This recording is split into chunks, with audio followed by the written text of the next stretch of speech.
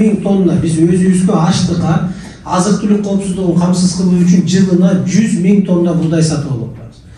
Анан президент ошондой тапшырма коюп атат.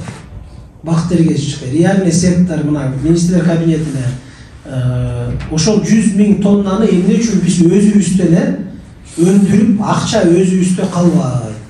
Мисалы бекер бербейт да, сырттан Россияда бекер бербейт, биз акчасын берип атабыз да. Ошол акчаны биз анда дыйкандарга эле бербейли, өзүбүздүн дыйкандарга өндүрүп.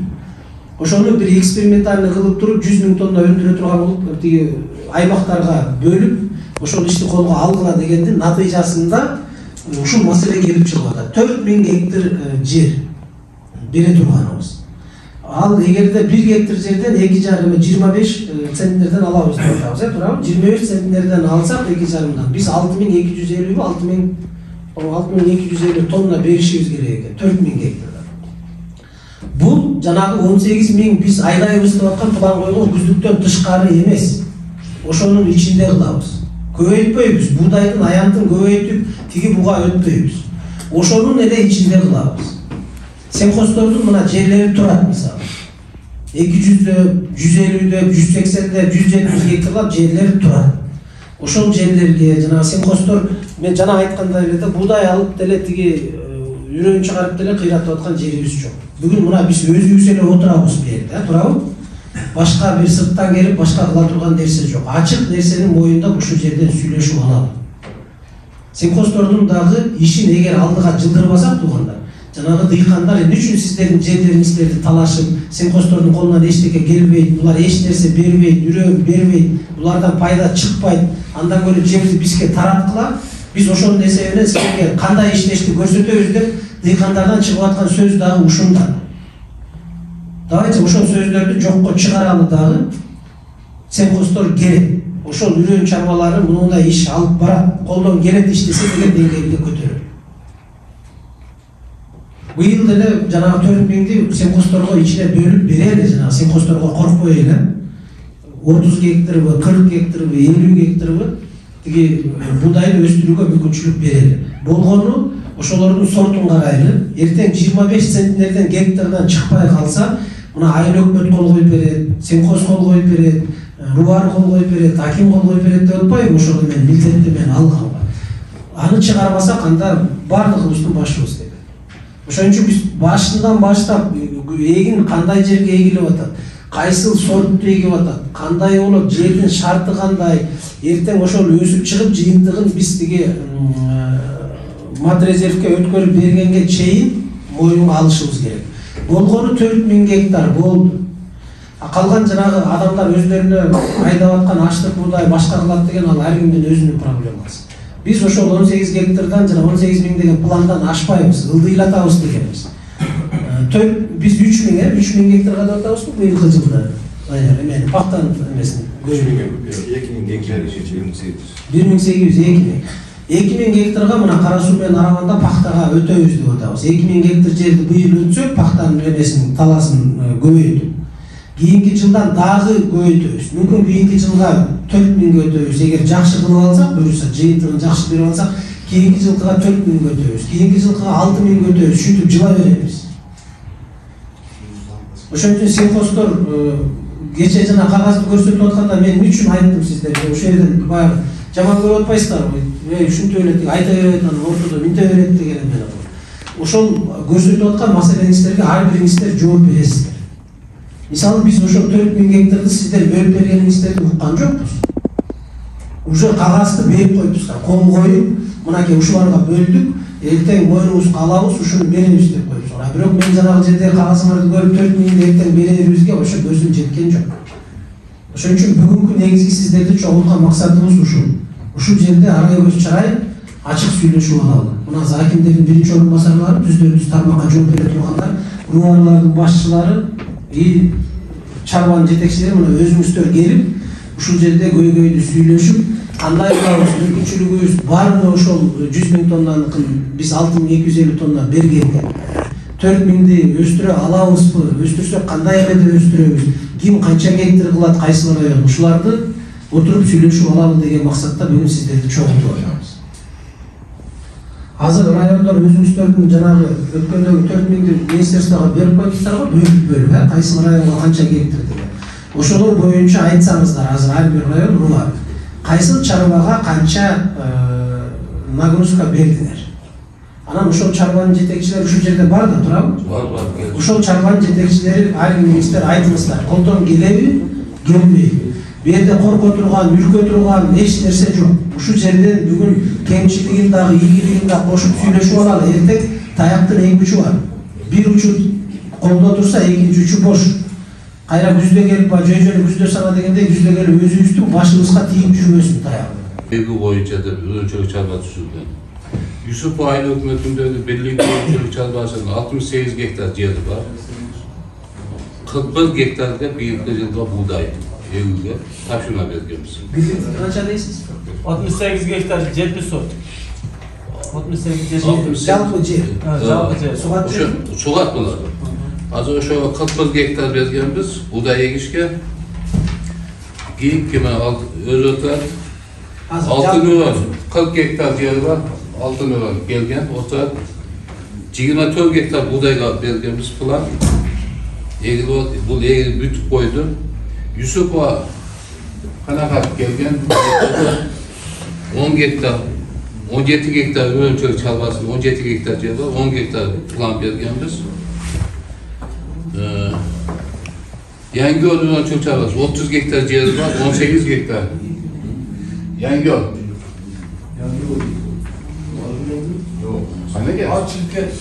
18 hektar verdiğimiz plan boyunca aldı işte başladı ekti.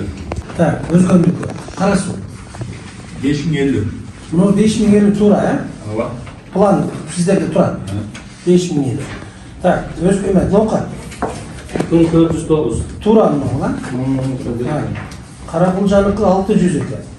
Карабан 2000. 2000. План туурабы? Oo. Мынаки азыр эмени кошолук. Мына 2000 плюс 5050 плюс 6409 плюс 3973 17432 болуп калды. Мен азыр мына эмен албаганда, Каракулжа тиги алай эмен албаганда. Чоң алайды кошпогондо, туурабы? 17432. Эми ушул 17432-нин 4000-ин деп атабыз. 4000. Өндүрүшүбүз керек. Каалабайбызбы бул президенттин тапшырмасы. 100 000 тонна буудайга кетип аткан өлкөнүн акчасы өзүбүздө калыш керек деген маселе. Бул азык-түлүк коопсуздугун камсыздоо деген биринчи кезектеги маселе ушул. Башка эртең тиги мат резервге буудай өткөрүш керек, башка кылыш керек деген маселе эртең болбойт. Мына ушу 4000-дин тегерегинде гана жана 6250-ни өткөрүп беришибиз керек. Биз ушунун тегерегинде сүйлөшөлү, мына 17432. Ошондо Кара Суудан 5050 гектар болуп атса, 2000 сизге бөлүнгөн. 2700. Бул эме Мисер Бош тараптан аш эле бөлүнүп калган бизге мындай. Мына 800-500дөн бөлүнүп анан Жумаевдин эмеси менен Карашуудан 2700 деп туруп, ушундай усулдуу неме жеткирилген. Мунун башынан айтсам, кане туралы. Жанагы өкмөттүн кабинет министринин протоколу келген бизге. Ошонун негизинде Мисер Бош кат жазган ар бир убарга. 40 000 ошондой болуп туруп эле 4 000 ошолусуна бөлүнгөн да. Анан ошонун негизинде бизге ушуну бөлүнгөн. Сиздер ошонун негизинде сунуш кылып эле бөлүшүңүз. Эми азыр мындай болуп атат да, отуребиз. Мындай да, жанагы рубарларга келип түшкөн кат министрликтен прибор турабы? Администрацияларга дагы келген эмес. Администрациялар келген. Эмне үчүн рубар өзгөрчү эле анан берип коесуңар тияка министрликтке? Мына мынча адам бөлдүк. Биз моюнубузга алабыз деп айтып атпайсыңар, туруп алып тиги вакыт эргештин алдында айттыңар. Биз моюнга алабыз, өстүрөбүз, мынтип бөлүп койдук деп туруп тарсылдап айтып берип атпайсыңар. Эмне үчүн акимге эмен айтпайсыңар? Эмне үчүн администрацияга койбойсуңар? Эмне үчүн бияка чыкпайсыңар областка? Бөлүм башчыларга эмне үчүн известность койбойсуңар? Бизге ушундай кат келди эле. Мондай талап болуп атат. Урматтуу аким, урматтуу президенттин ыйгарым укуктуу өкүлү, мына жерде бизге колубуздан келет, мына колубуздан келбей, ушул жерде чындыкты сүйлөшүп алалы деген маселе болуш керек эле да, туурабы? Кече акимге колду койдурупсуңар, айыл өкмөттөргө колду койдурупсуңар, өзүңөр коюпсуңар дагы берип коюпсуңар. Ал деген моюнга алдык деген сөз да. Акимге алып баргандан кийин ал аким сиздерден мени карап койгон жок. Баарыңыздар айттыңыздар. Урматтуу аким, бүт укмушуна биз моюнга алдык өстүрөбүз дедиңер, ал кол коюп берип койду. Макул деп туруп, эртең жооп бере турган күнгө келгенде бардыгыбыз качабыз да жоопкерчиликтен чыкпакпы, жок андай эмес эле, мындай эле, мен эмес эле, тигил эле деп качабыз. Ошон үчүн мына бүгүнкү жыйнаган дагы негизги максатыбыз ушул. Биз сүйлөшүп алалы ачык эле. Чарбаларды кыйнай бербегиле. Рубарлар коркпогулачы силерден бир нерсе. Министрликтен бир кызмат ордунан коркпогулачы. Министрлик жазса, ошол туура эмес болуп атса, биз туура эмес болуп атат. Себеп дегенде келиңиз бияка, урматтуу министр орун-басарларды жибериңиз. Биз жеринде көрөлү. Себеби биздин шартыбыз элдин жердин шарты башка деп айталы да, эмнеден коркобуз? Ана министрликтен кат келди деселер, ура, давай ошону аткарыш керек деп эле кол коюп туруп, кайда берип атасыңар? Кече келип зам министриңер айтып атат, бардыгы тиги жакшы, бизде бөлүнгөн, бүт бардыгы убакыт эргеш ушуну менен аткарылат деп. Эменде 2023-тө аткарылбайт бул маселе. Мен ошодон чочуп анан бүгүнкүгө чакыргандагым ушул болчу. Сүйлөшүп алалы. Биз эгин талааларын жанагыны бөлө турган болсок, ошол жанагы бөлүнгөн гектарлар боюнча күндөп түндөп анда ошо эгин талааларында бололу. Ошол чарба кайсы үрөндө эгип атат, кандай жерге эгип атат. Эртең кантип багат, кантип өстүрөт деген маселе келип чыгат. Биздин анча-мынча мына кысуу эмеси жана сиз жокто жакшы айтты. Засоренностька, влагость,ка, бу деп туруп, Госматрезерв келбей турган окуп дыйкандычы. Клейковинасы. Ошентип бизде мисалы 20 дыйкан ора болду, 14,5 тонна тапшырышты. Эртең дагы мына 7 айдан кийин ошол бышыкчылык келет. Ушул биз өндүргөн азыркы коюлуп аткан план тапшырманы алып бере алабы Госматрезерв? Кече жанагы өзгөндөн жок, Кара Суудан дыйкан жанагы 21-50ден айланып калды. Биз өзгөндөн алып келгенче бир сомдон жол киреге кетип калат. Анан келгенде клейковинасы башка деп засоренность деген буда отурган 21-50ден айланып калып атат. Бизге толку кайсы өткөргөндө деп. Азыр мындай кылалы. Бул маселени анда немеге Данияр жазгыла, бул маселени көтөрөбүз. Биз коелу маселени. Эртең бурдайды өндүрсөк, өндүрөбүз. Ошол көлөмдү беребиз. Бергенден кийин анан клейковина башка деп жана антип маселе болбой толук түрдө алып кетесиздерби же жокпу деген маселени коелу. Матрезервдин алдында дагы өкмөттүн алдында да биз аны ушул маселени айталы, чечебиз бул маселени. Мунун үстүндө сүйлөшөбүз. Азыр мына бөлүнгөн жерлер боюнча кетелик. Мына Кара Суунуку 1600 биздики реально, 2700 эмес. Так, немеден арала? Канча сизде? 500. 500 реально чыгасыз. Бөлүнгөн боюнча. Үрөндөрү бар. Канчасы айдалды азыр ошо 500 гектардан бүгүнкү күндө канчасы айдалды? Бүгүнкү күндө неме Чекалат айыл өкмөтү Юсупова Яңгөл 3 айыл өкмөтү 32 гектар эгилди.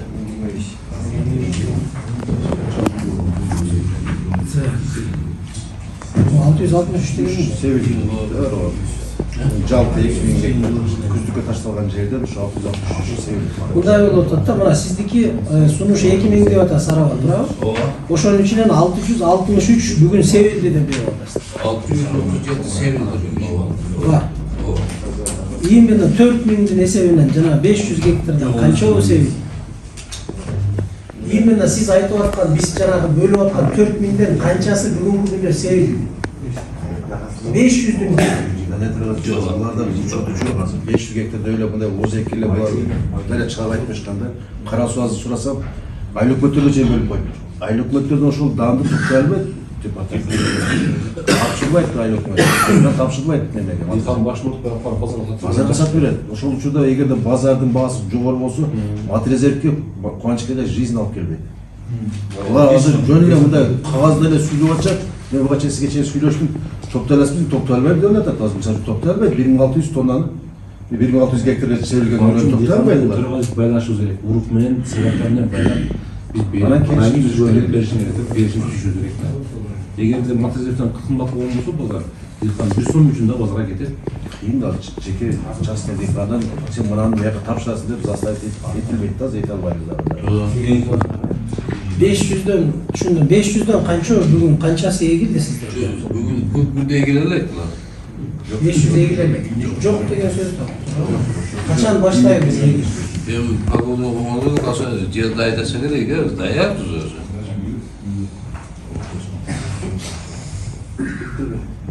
500 makul. 1.000 oturmuş. 1.000 Amerika özgön. 800 Sizde buna 800 hektar al janagı 4.000 деп атабыз. Özgöndө 3973 plan nemени plan деп атасыздар, ha? Sunuş. 652 bugün aydaldı деп турат. Сугат 197, кайрак 455 деп. Ошол 197'nin канчасы ошол жанагы 800гө кирет? Айдалды. Жана турган жерде сиз ортого бизди мындай менен угамыкты тууру жыйнаксыз бул айтыш керек деп болот. Бизге жанагы Мишелковго мындай бланкалар келген да.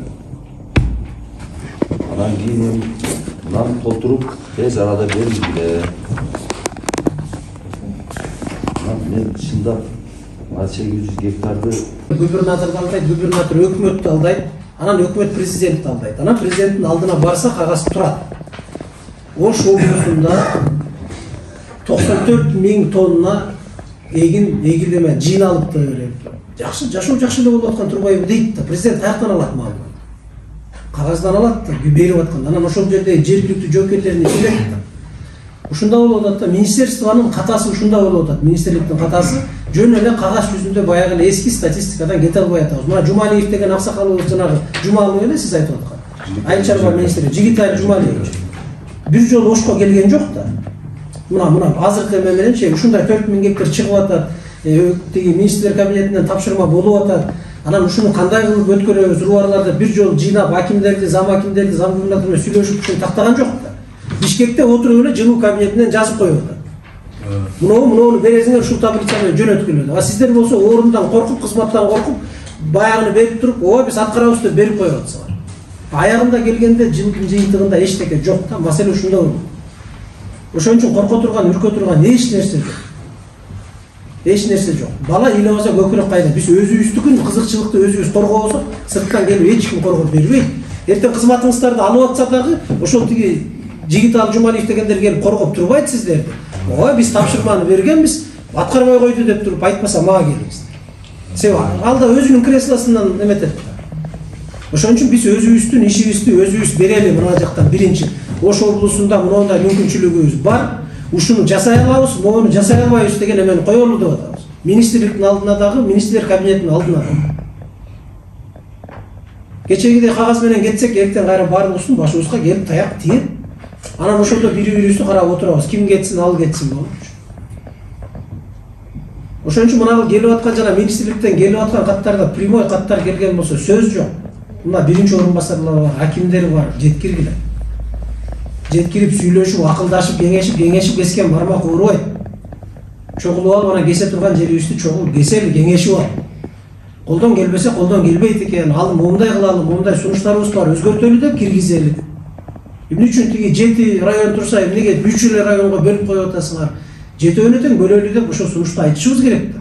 Ана сиздер айтпасаңыздар, унчукпай баары дайыр кагаз жүзүндө деп койсоңуздар, эртең Бакыт Эргешевич жакшы экен, мынакей мен кагазды алып келдим деп сүйүнүп барат да мисалы. Министрлер кабинетинин төрагасына киргизет. Мынакей мен ушундай эме кылып келдим, текшерип келдим, бардык, инвентаризация кылдык, ал жерде ушундай экен, бар экен мына деп берсе, анан ошо менен биз калпка кетип атпайбыз. А кишини бияктан алдап коюп атабыз да. Бир мамилени өзгөртөлүчү келди, руарлар. Мамилени өзгөртөлү, айыл чарбасына жерге болгон мамилени өзгөртөлү. Ура менен баягы Союздун убагында статистиканы кубалабайлы. Бир жеринен утулабыз, бир жеринен утабыз. Чоң иштин ийгилиги да, кемчилиги да чоң болот. Бирөө жоопкерчиликти албаса азыр, давайте ушуну бир өзгөртүү киргизип, бир мындай рыноктук багытка өтөлү. Баягы Союздун 70 жылдык урасынан кеттик, бүттү. Ал калды уже.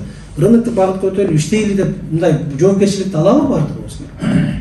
Анда эмне отурабыз, жетекчи болуп, кармап, креслолорду кармап, мамлекеттин айлыгын алып эмне отурабыз, эгер ошондой идея чыкпаса, аракет кылбаса. Эртең кемчилиги болсо чогуу көрөбүз, ийгилиги болсо чогуу көрөбүз, аны дагы бардыгыбыз. Жакшы биздин да ой пикирибиз улуп мына бүгүн сиз токтоп атасыз, мына ой пикирибиз бар. Бул жакшы эми, азыркысынан эме. Эми бир эле неме мына сизден жетекчилерибизде, зам акимдерибиз отурат, департамент директорлору отурат. ошо кээ бир иштебеген үрөн чарбанын эсебинен бизге сөз тийип атат. Анан бизге финансовый баары козурашатпыз, жаңыбыздан кылабыз. Ошону финансовый поддержка болбосо дагы материальный, моральный кичине поддержка берип койсоңуз. Анда мында кечегинде айыл чарба күнү болду. Дыйкандардан чакырып эми бир грамота эч нерсе болбосо керек жазып, комбайнерлорду чакырып неме кылгызып койсо, бизге просто дух болот экен дагы мына 2023-кө дагы күч менен кирип кетебиз экенбиз. Сураны чөсө, мына материалдыкini карап берип койсоңуздар. Республикада өндүрүшүбүз керек да. Сырттан келген буудайды 100 000 тоннанын баасы канчадан болуп чечилди кийинки жылга? Канчадан өткөрөт дыйкан? 25 сомдонбу быйылкыдагыдай же 30 сомго? Дыйкандардан кабыл алуу Госсакупна. Кийинки жылга канчадан өткөрөт? Аны Кийинки жыл бермеген. Таняттар жооп берпейинчи. ценовая политиканы биз албайбыз да. Жыл сайын жанагы 2022 жыл 23 жылга чейин токтом чыгат да жанагы көз эме айыл чарба талаачылык жумуштар болот. İşte torçada. Belki işte öyle.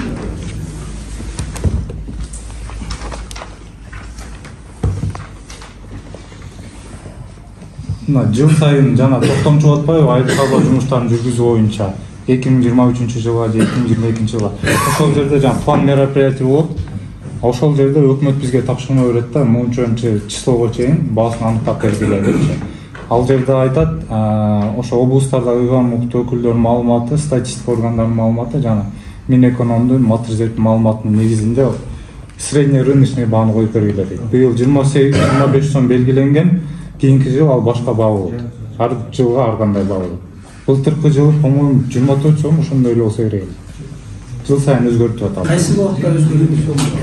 Өкмөт Июнь айында, май айында. июль август 1-августка чейин срок берет да бизгечи. Жана орун жыйноо башталып уже башталган учурда.